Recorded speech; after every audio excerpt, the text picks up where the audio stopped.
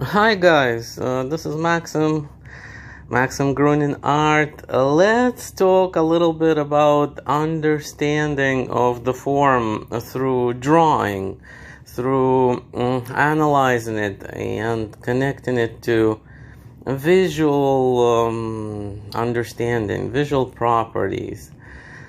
Let's examine the sphere. It is possible to draw an object and have it to appear fairly symmetrical without needing to outline or use a ruler or a compass. So I am just drawing a square roughly and then dividing it several times and then just carefully fitting the sphere, the object, the outline of the drawing in.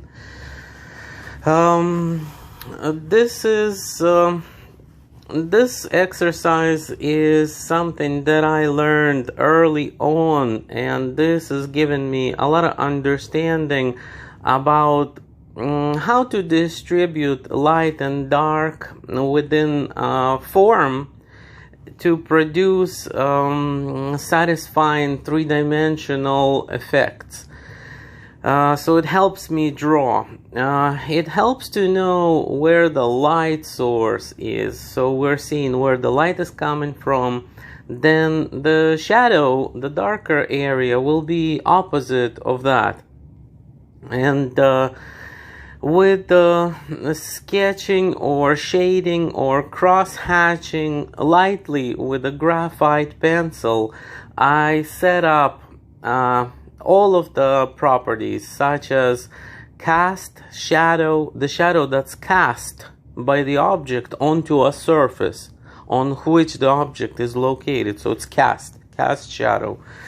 Cast shadow and shadow on the object, then some mid-tone and transition towards light and highlight, and then I carefully build the shading around that. Shade, make a visible transition, a scale of gradient going from light to dark or dark to light. Small and important things to remember about is reflected light. On a round object such as sphere or a cylinder or an apple or any free form that has curving edges, that is not like a straight edge that's cut, like a rectangle or a cube or a book, something circular, light will act in such a way that it would travel and have a little bit of light show on the bottom of the object where the shadow is, but that area appears to be a little lighter than the darker shadow on the object. It makes including this makes the object curve under, like has more 3D feel. And similar reflected light then appears within the cast shadow a little bit, like that's the lighter area within a cast shadow area. That's the light that reflected from the reflected light on the object and hit the ground, hit the surface, and reflected there a little bit as well. And here we see how all this gets put together.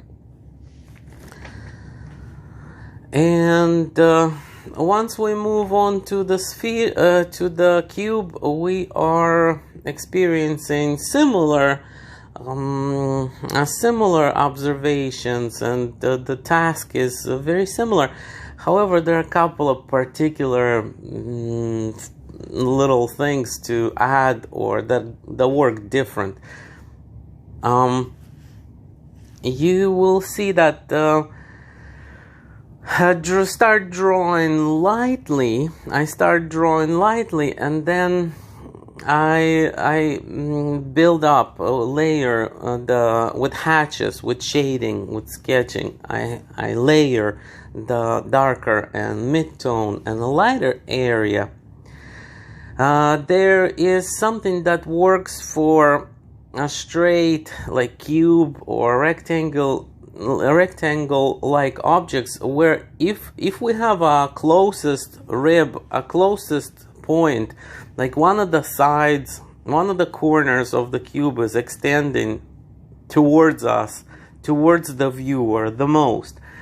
This is where I could shade and pronounce the contrast a little more than on the corner that's further away. This will increase the visual effect of three-dimensional feel of the object. It's efficient to use that, like a little darker towards where the contrast, whatever's the closest, we can make it more contrasty, more dark. And using shading that goes a little different, on a different angle on all of the different sides of the object, so that they all don't look too similar.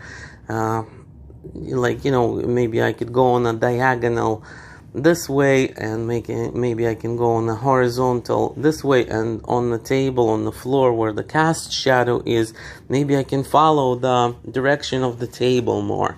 And that will also enhance and increase the feel of 3D. Shading a little bit in the background behind the object will help extend and show better the highlight of the object by contrasting it slightly with the background. And there is a little area that's absolutely the darkest right underneath the cube or a book or any object. Actually, if you set it on the table and examine it, the shadow is so dark right under, and then it becomes lighter as you know, the further it goes. It's that nearly a line like underneath the object. So showing it is quite effective. It really kind of places the object in a three-dimensional way on the surface. So here we got quick exercises. Let's get drawing and see you next time. Thanks, guys. Hi guys, this is Maxim Grunin Art. Let's talk a little bit about understanding of the form through drawing, through analyzing it and connecting it to visual understanding, visual properties. Let's examine the sphere. It is possible to draw an object and have it to appear fairly symmetrical without needing to outline or use a ruler or a compass. So I am just drawing